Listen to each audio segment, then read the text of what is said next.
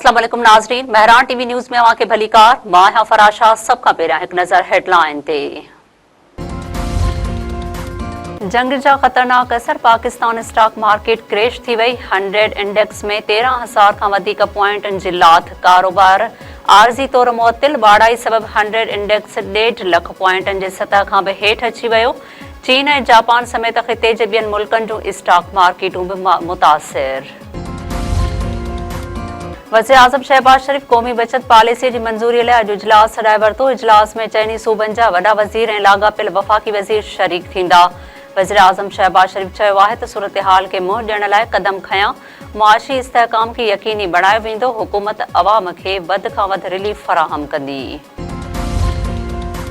सिंध काबीना जो इजलास सुभाणे, तलब अहम फ़ैसिलनि जो इम्कान। इजलास में वफ़ाक़ी हुकूमत जे तजवीज़ुनि ते बहस कयो वेंदो। तेल बहिरान सबब सरकारी गाॾियुनि खे तेल जी फ़राहमी महदूद करण जो इम्कान। हफ़्ते में 3 मोकलूं करण ऐं तालीमी इदारनि में ऑनलाइन क्लास हलाइण जी तजवीज़ ते ग़ौर कयो वेंदो।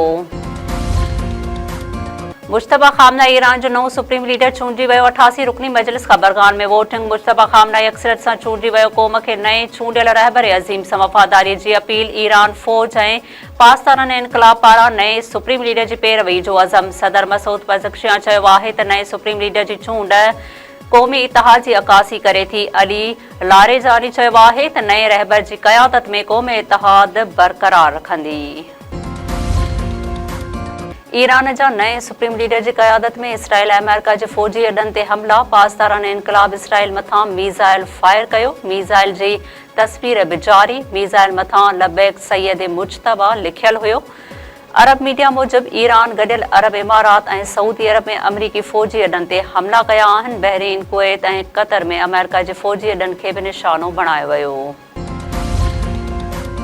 दॿा बावजूद ईरान जे सुप्रीम लीडर जी चूंड ते ट्रंप जे कैंप में मायूसी। मुश्तबा खामनाई जे सुप्रीम लीडर मुक़ररु थियण ते अमरीकी सदर तबसरे खां लमाए वियो। हिकु इंटरव्यू में डोनाल्ड ट्रंप चयो आहे त ॾिसूं था त छा थो थिए। जंग ख़त्म करण जो फ़ैसिलो इसराइली वज़ीर आज़म नेतन्याहू सां इत्तफ़ाक़ राय सां ऐं मुनासिब वक़्त ते कयो वेंदो।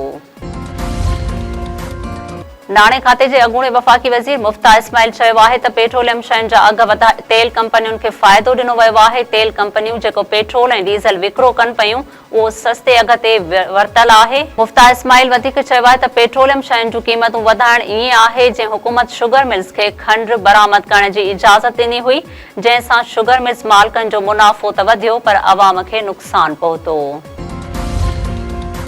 नौशर फिरोज़ में पुलिस ऐं वकील बिरादरी आमू साम्हूं अची विया। वकील पुलिस जी कोर्ट में एंट्री बंदि करे छॾी। डीएसपी सरदार चांडियो ख़िलाफ़ नारेबाज़ी।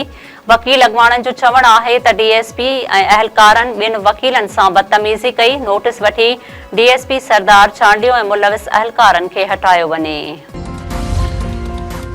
बांदी वेझो तलाक़ियल नारीअ जो घर मां गोली लॻल लाश हथ। ॻोठ नवाब खान चांडियो भरिसां 28 वरनि जी अज़ीमा डाहिरी जी पुरस्रार मौत। पुलिस पहुची नारीअ जो लाश तहवील में वरितो। पोस्टमार्टम बाद मड़ वारसनि हवाले। इलाइक़े अंदरि नारीअ खे क़तल करण जा चो बोल। पुलिस जांच शुरू करे छॾी। वारसनि जो चवणु आहे त नारी पाण मथां फायर करे ख़ुदकुशी कई आहे। ख़ैरपुर पुलिस पारां मुक़ाबले में 2 ॾोहारी मारिजण जी दावा। रहमू वारी ढंढ भरिसां पुलिस ऐं ॾोहारियुनि विच में मुबैना मुक़ाबलो। फायरिंग जी ॾे वठ में शिकारपुर वासी 2 मुबैना ॾोहारी मारिजी विया। इरशाद अली मीरानी ऐं नूर अहमद ब्रोही तौर सुञाणप। पुलिस जो चवणु आहे त 4 ॾोहारी फ़रार थी विया। वधीक जांच जारी।